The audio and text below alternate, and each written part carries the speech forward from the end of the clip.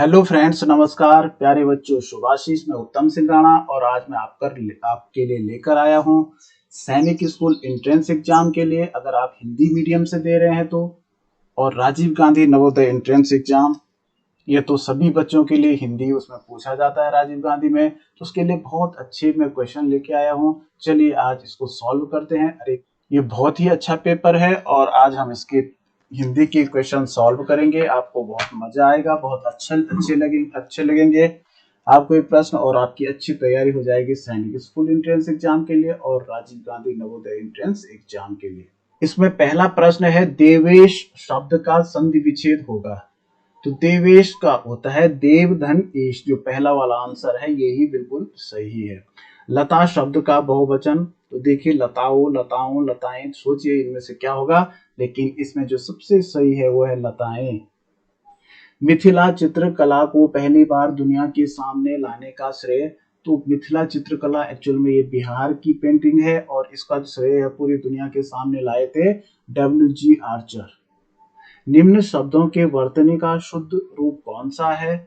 वर्तनी शुद्ध, देखो आयुर्वेद होता है तो ये र हमेशा पहले पढ़ा जाता है आयुर्वेद, तो ये वाला सही है। अगर हम इसको पढ़ेंगे तो आयुर्वेद गलत हो गया, ये आयुर्वेदम गलत हो गया, आयुर्वेद गलत हो गया। हरि मोहन को मारता है, इस वाक्य में प्रयुक्त को किस कारक का चिन्ह है? देखिए इसमें ये मिसप्रिंट हो रखा है, क्योंकि मोहन को मारता है, यहाँ पे क्रिया का प्रभाव सीधा कर्म पे पड़ रहा है, ठीक है ना। तो मारने के उसमें तो सीधा एक कर्म कारक है, कर्ता ने कर्म, लेकिन यहाँ पे कर्म कारक दे नहीं रखा है। तो यहाँ पे शायद अगर हम इसी को इस ढंग से बनाए कि मोहन हरि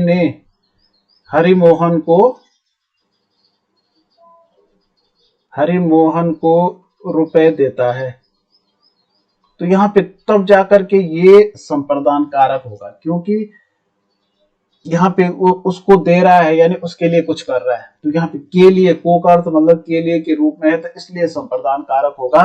लेकिन यदि हरिमोहन को मारता है तो यहाँ पे सीधा मारने का सीधा प्रभाव इस पे पड़ रहा है, तो ऐसे उसमें ये कर्म कारक होगा।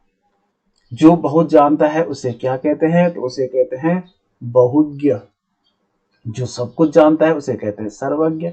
जो कुछ कम जानता है उसे कहते हैं अल्पज्ञ। रास न आना मुहावरे का अर्थ, रास न आना कहते हैं ना कि वहां मुझे अच्छा नहीं लगना, रास आना मानी अच्छा लगना, और रास न आना का मतलब अच्छा नहीं लगना। अंधेर नगरी नामक एकांकी भारतेंदु हरिश्चंद्र का प्रमुख नाटक है ये अंधेर नगरी, जहां पर एक व्यंग्य किया है उन्होंने अकुशल शासन पे। जातक कथा से ली गई कहानी का नाम बताओ। तो जातक कथा से जो कहानी ली गई है वो है परीक्षा। जिसे नहीं जीता जा सके, तो जिसे जीता नहीं जा सकता है उसे कहते हैं अजेय। वह सोमन की तरफ टुकुर टुकुर देखने लगा। इस वाक्य में टुकुर टुकुर देखने का क्या मतलब है? तो टुकुर टुकुर देखना का मतलब होता है बिना पलक गिराए देखते रहना, ये बिल्कुल सही आंसर है। पुरुष का बहुवचन होता है पुरुषों। करत करा अभ्यास ते जड़मति होत सुजान, मतलब अभ्यास करते करते जो जड़मति का होता है यानी मूर्ख होता है वो भी चालाक बन जाता है, यानी अकुशल भी कुशल बन जाता है। तो यहाँ पे जड़मति का अर्थ है मूर्ख। तैयारी शब्द का बहुवचन, तो तैयारी का होता है तैयारियां। बाघ के सामने आते ही उसके होश उड़ गए, यहाँ होश उड़ने का अर्थ है, होश उड़ने का मतलब बहुत घबरा जाना। मैं प्रण करता हूं कि किसी भी प्रकार के नशा का सेवन नहीं करूंगा। इस वाक्य में प्रण करना का शब्दार्थ होगा प्राण लेना, प्रतिज्ञा करना, प्रतिज्ञा तोड़ना, प्राणों की आहुति देना।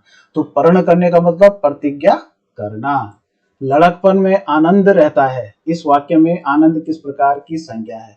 देखिए ऐसी संज्ञा जिसको, ऐसा शब्द जो किसी का नाम होता है लेकिन हम किसी को उसको केवल महसूस कर सकते हैं, उसको हम छू नहीं सकते, कोई भौतिक चीज नहीं होती, तो ये संज्ञा होती है भाववाचक संज्ञा, जिसको हम केवल महसूस करते हैं, ठीक है ना। तो ये भाववाचक संज्ञा है।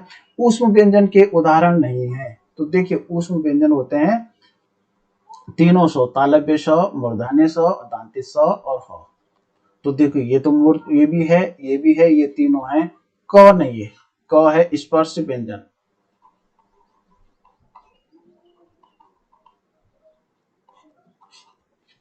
मदन नाम का एक लड़का अपनी विधवा मां के साथ गांव में रहता था।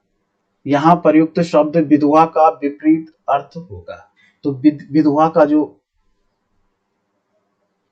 विधवा का अर्थ होता है जिसका पति मर गया हो, और जिसका पति जिंदा है उसे कहते हैं सधवा। तो विधवा का अपोजिट या विलोम होगा सधवा। कौन सा शब्द शुद्ध वर्तनी वाला है? तो अगामी देखिए गलत है, अगामी कोई शब्द नहीं होता, आगामी बिल्कुल सही है। अध्ययन भी गलत है, ये अध्ययन ऐसा लिखा जाता है। अनुकूल में बड़ी को होती है।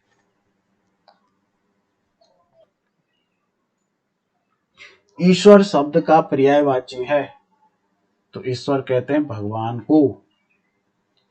अचानक शेर को सामने देखकर मेरा तो खून ही सूख गया।